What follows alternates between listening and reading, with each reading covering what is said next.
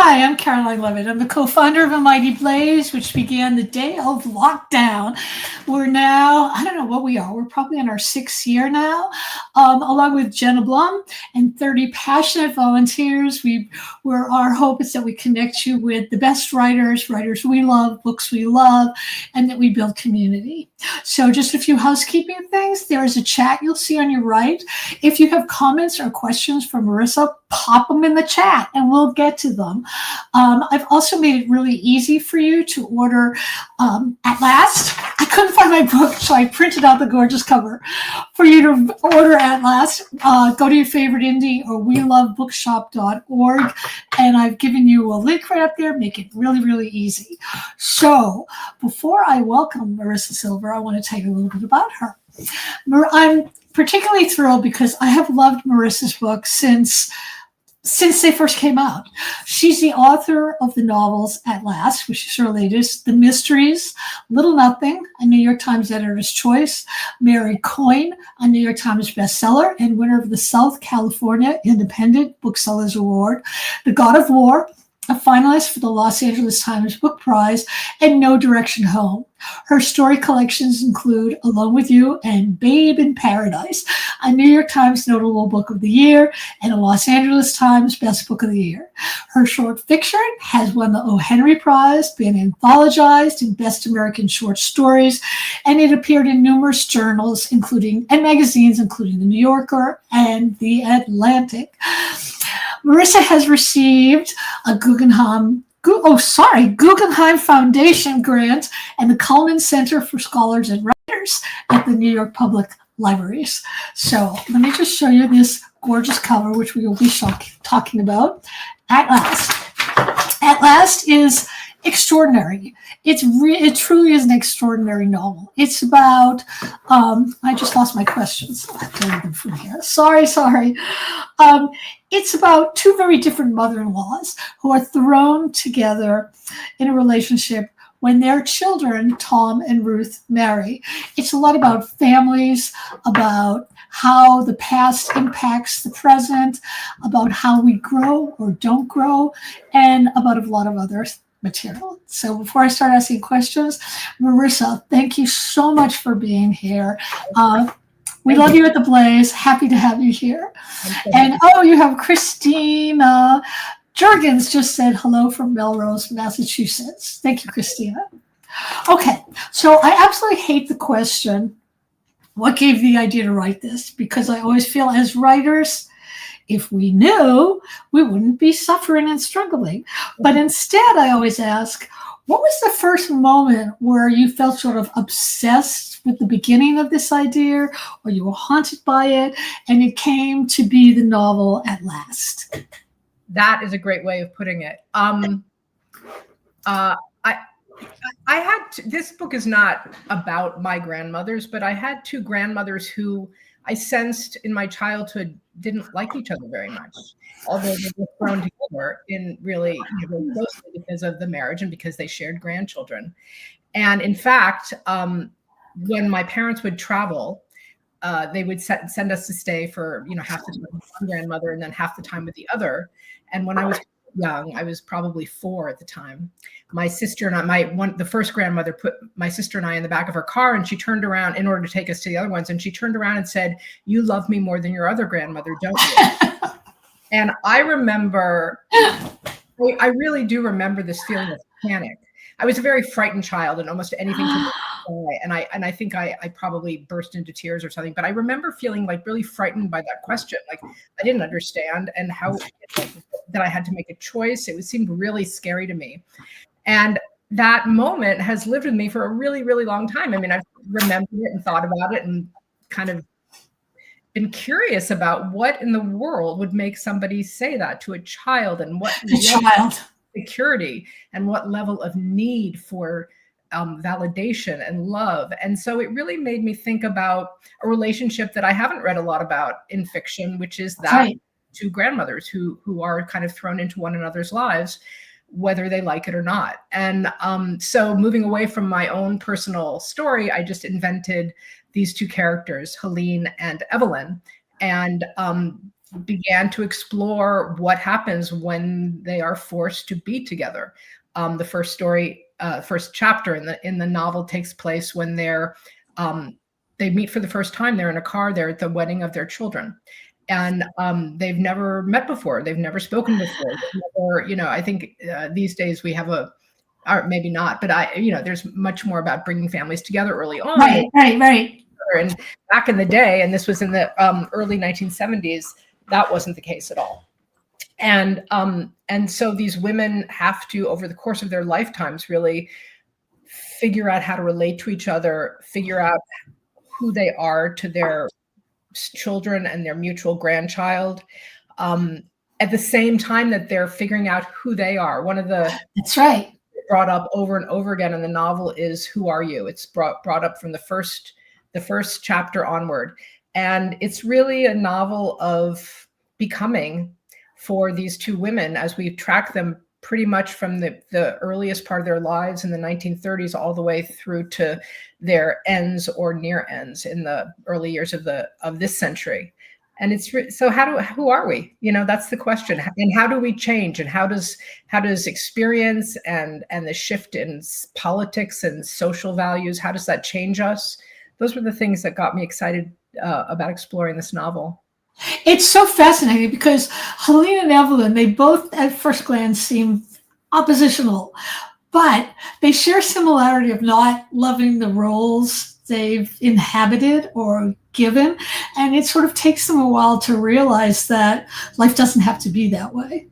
And I found that really fascinating. So the first thing I wanted to ask is, why did you set it in the 1930s? Well, that's all the way through the century. I think because that was just something I could relate to in terms of the years of my childhood and the years that I, and also more meaningfully, I think because women's lives and what women thought about themselves and what they thought was possible for them really changed dynamically over the course of history. I mean, that's hardly original thing to say, but and what I was interested in is not so much how, the big picture historical events or the laws that were passed, that these women are not intimately involved. They're not on the march for women's rights. They're not what we would think of as being political, but their senses of themselves and what they perhaps didn't explore because of the time in which they were raised and what the possibilities are for them now, maybe the possibilities that they don't necessarily take up on, those things are there for them. So they, they may not be on the front lines of the change in women's rights, but the ripple effect of that really begins to shift the way they think of themselves in the world and what they think of for the next generations of women. That I think that's why both the familiarity with that time and the familiarity with the way women conceived in themselves over the course of those years. These women grow up at a time when there's no, one of them has to work because she has to earn a living. She comes from a very lower middle class family. The other one doesn't have to work so much, but she has to sort of figure out who she is in the absence of having any actual activity other than, being a mother. And so and that changes over the course. One of the really challenging things about the novel was to figure out how that changes. And it's not suddenly somebody becomes a CEO of something. That's, it's not writ large. It's just this sort of interior shift in who you believe yourself to be and what your place is in the world. There's also a real sense of generational trauma in this, especially as time propels itself.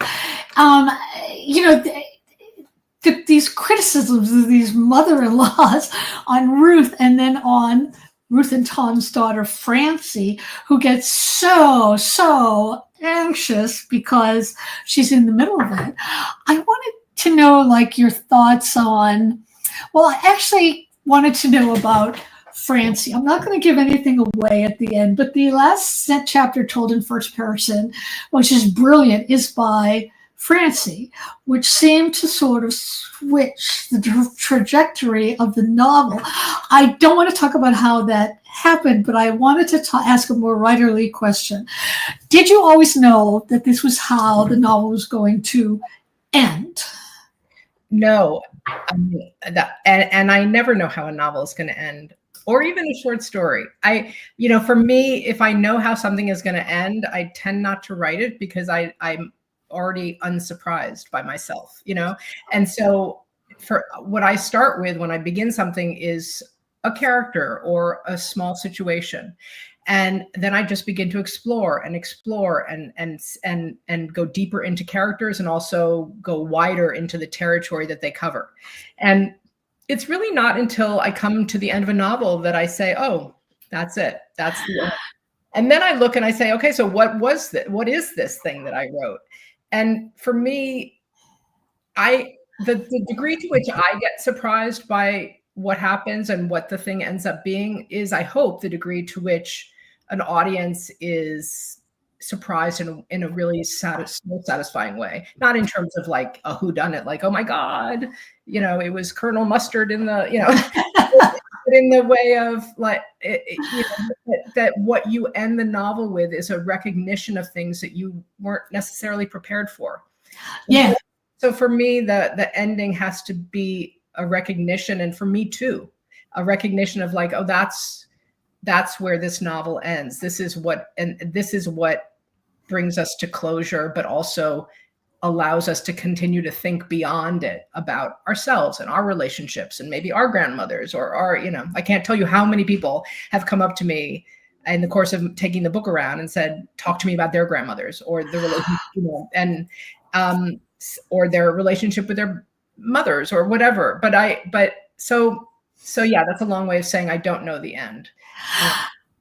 I was going to say, my next question or comment was that part of why I love this novel so much was because it resonates in everyone's life, including my own. You can look at it as from the perspective of a married couple and dealing with your in-laws and how it feels to have a mother-in-law, or you can view it from the mother-in-law's point of view when you're grappling with your child having a whole other separate life from you, which is really difficult to grapple with. And there's competition, not just between mother and mother, but between mother-in-law and son or daughter-in-law. And you're right, I don't think I've seen this written about in any other novel. Am I wrong? Have you seen it? No, I mean, neither of us have read any novel, and so I'm certain that there might be people on this recording who might know. But I think it isn't.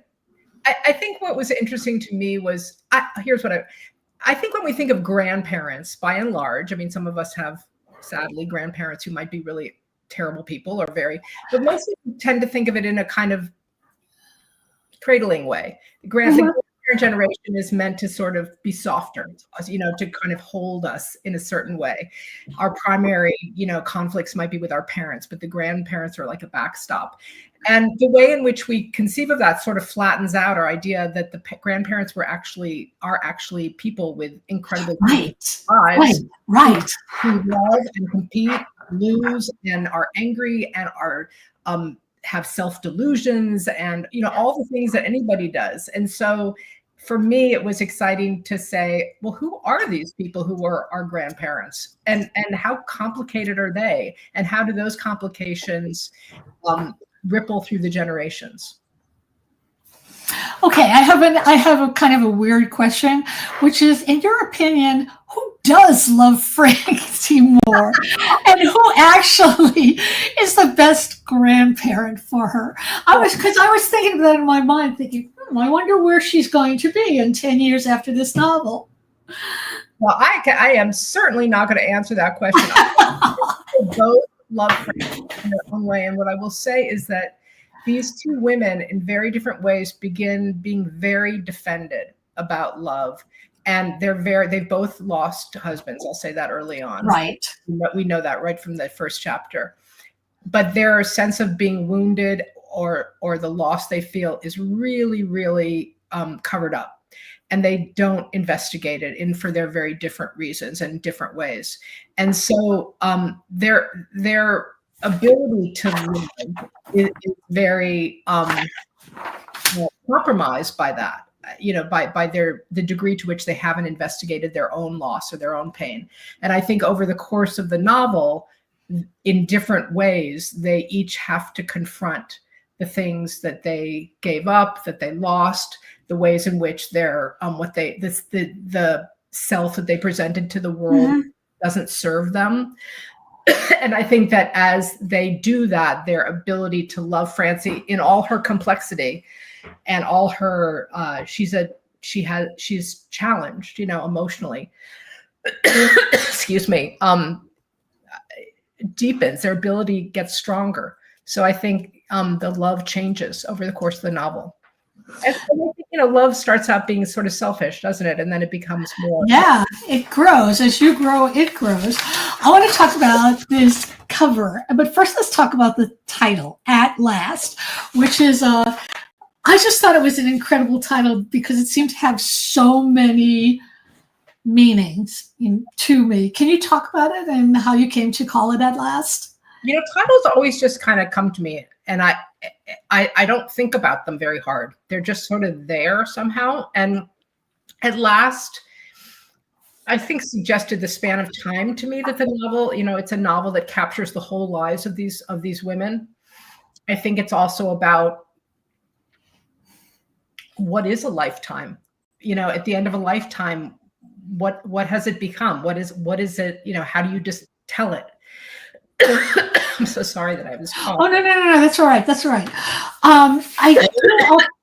Do you need to take a minute? I can blather on other stuff if you need to. Let me just show this gorgeous cover. First of all, this doesn't express how truly beautiful these colors are. You can see there are two faces and there's kind of a line showing how different they are, yet they're on the same screen, so they're the same person.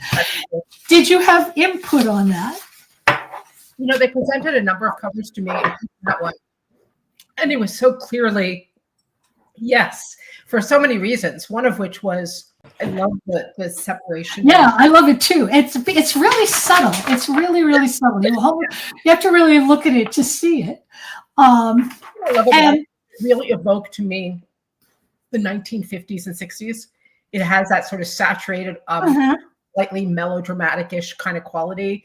That the book isn't melodramatic, but I personally have a great love for that form, and I love those like Douglas Sirk movies from that period. And so I think it, and also because it's sort of it's vibrant, and I just felt these women are really vibrant women.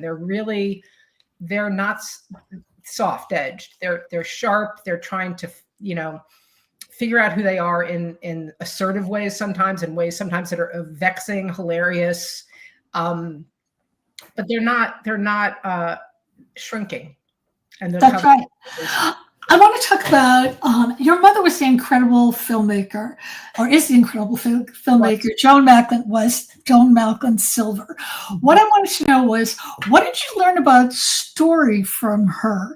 Because I was thinking of Crossing Delancey, which is a wonderful film, and it has sort of an echo of At Last in the idea of differences that could unite us if we actually let them, because Crossing Delancey had an Upper East Side young woman being fixed up by her old world grandmother with a Lower East Side pickle man. So what did you learn? What did you learn from your mother? And did you learn about novels from her or just about scripts? Because they're two different things. My mother was a great reader. So definitely she handed me a lot of novels as I was a child. I don't know that I learned so much from, my mother and I didn't talk story, but I certainly watched her work and saw I think I learned from her how to be a person who goes out and makes something. In a very, she created these scripts and she went and made these movies. And I think that was really inspiring to me as a young kid. And it also made it feel like possible, that, oh, you can do this. You can imagine something and you can make it into a form. And so I think that maybe was the greatest thing that she gave me, was just her example. When I look back at her films now and see the level of attention to detail. Yeah. and the way that she used, the smallest thing, the pickle man, the pickles. I know, it's so great. I can still see visuals from that when he's sticking his hand in the pickle barrel and she just kind of shudders. It's just beautifully done. But you also are a screenwriter, or you were a screenwriter, and there's a quote from you that said, why you turned to writing novels. I felt very strongly that the stories I was telling were the stories I wanted to tell. That what interested me, human behavior, the nuance of character, the life that exists in shadows and moments, was not, for the most part, the stuff of film. I knew I wanted to tell a story, but I had a very profound realization that I was working in the wrong medium. That's incredible. That's an extraordinary realization. So what happened next once you realized this? Was there a particular moment when you realized this? And did you immediately start writing a script, or? No, I had written scripts for a couple that I made. No, I think when I realized that, I stopped making movies, and I put myself in graduate school. This cough is terrible. I'm so sorry. I'm so sorry. We have a chat in the chat if you want to write things down and just type them in. You can do that, and I'll read it out loud. Happy to do that. No fun to listen to someone cough. I just stopped making films. I put myself in graduate school, and I started to write.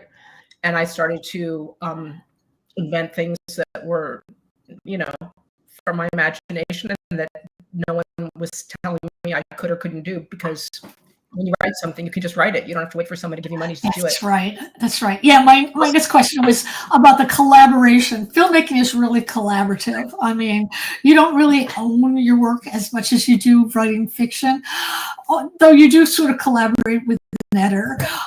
I was wondering, do you miss making films at all, or does that sense of the visual help you in writing your novels? I definitely think the sense of the visual helps me. I think that the sense of pacing in film and the editing process has helped me a lot.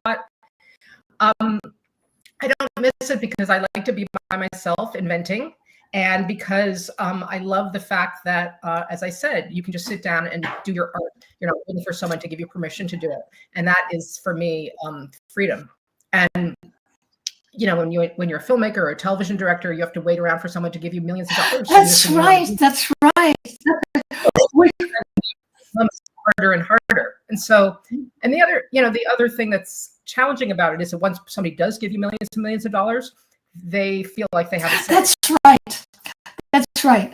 We were talking before we came on here about the documentary Mr. Scorsese, which is about, it really outlines how incredibly difficult it was to get any movie made, even from somebody as as famous as Scorsese. And it was the same thing. They put out the money, they wanted certain things, and he had to fight for them, and sometimes he didn't get them. Whereas the other thing too is with a novel, you can always write, you can always write. With a film, there's a lot of other people depending on you, and it's not so easy.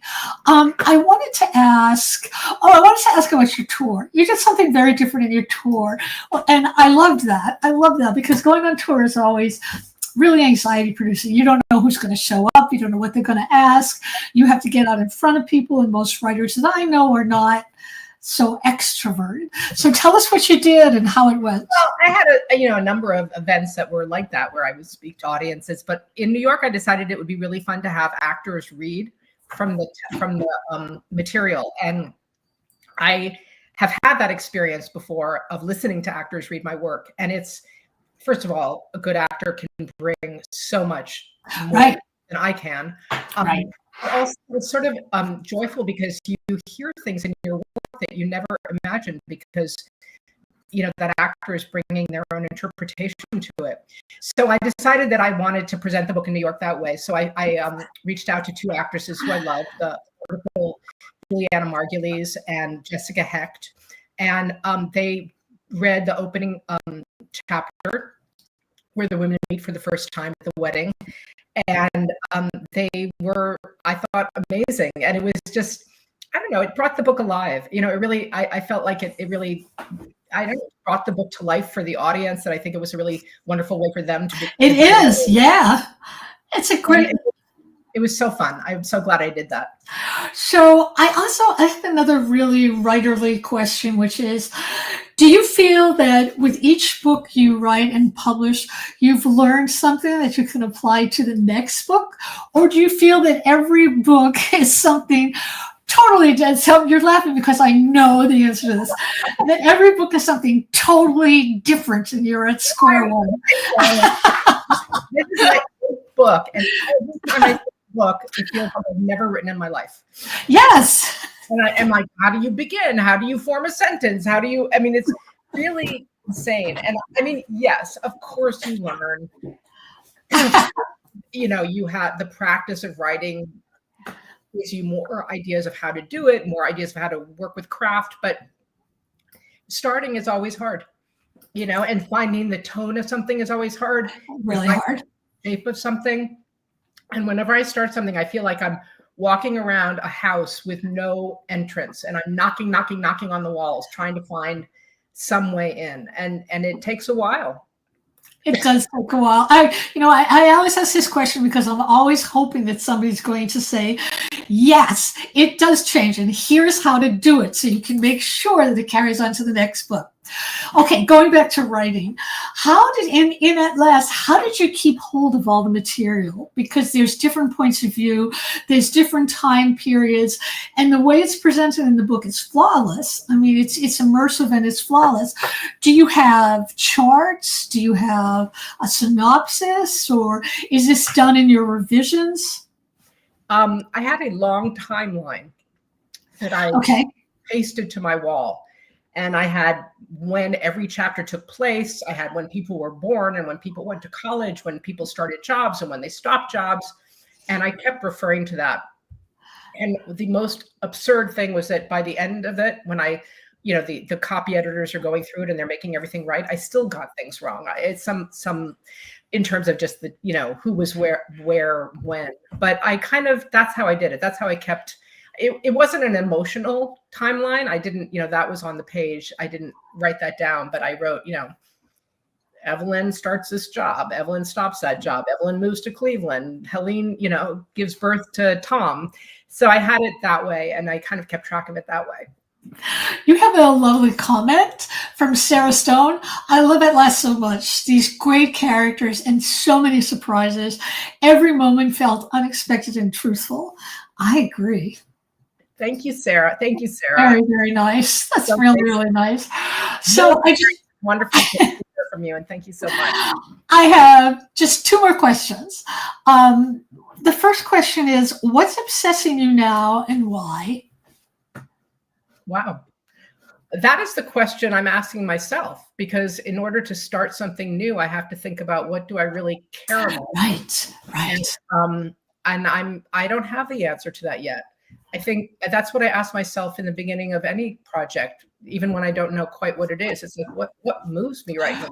Like, what do I care about? I think every time I write a novel, it's somewhat different from the last one. So I think I'm not going to write a family story. And then it creeps in, right? But I feel like I think I care at the moment about moral choices. And so I feel like the next novel is going to somehow dwell in that area about making moral choices. I think that's something I'm really concerned about right now as we live and see the kinds of choices that we, people are making around a lot of things. And so I think there's going to be a moral component to it. And not in terms of my morality, but just in terms of characters wrestling with morality. Right. And the cost of whatever they decide. There's always, if you do this, you might get a benefit, but there's also a cost. But if you don't, there's another benefit and another cost. I always want to know, what's the worst piece of advice you've ever received? Write what you know.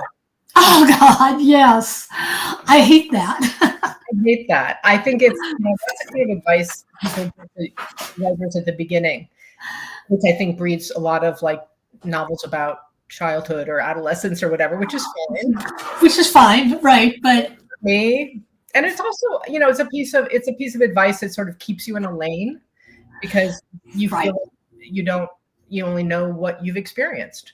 Right. But I think the joy of writing is to step out of your lane and to confront what you don't know and try to understand it and try to create what that is on the page in the ways that you feel can be authentic and can be resonant and have some degree of truth to them. But I feel like that's the joy of writing, is to write beyond yourself. That's right. To try to understand the world through the work that you make, not simply document what you know. Right, exactly. So I want to tell everybody, thank you so much for being here. We need to stop because Marisa has another call.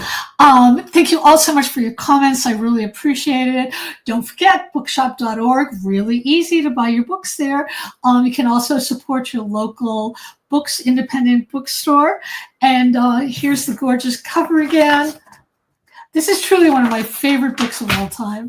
And Marisa Silver, you're one of my favorite authors of all time. And thank you so very much for being here. I'm going to say goodbye to everybody, but Marisa, you stay for 2 seconds so I can say goodbye to you. And thank you, Caroline. Thank you, everybody. Bye.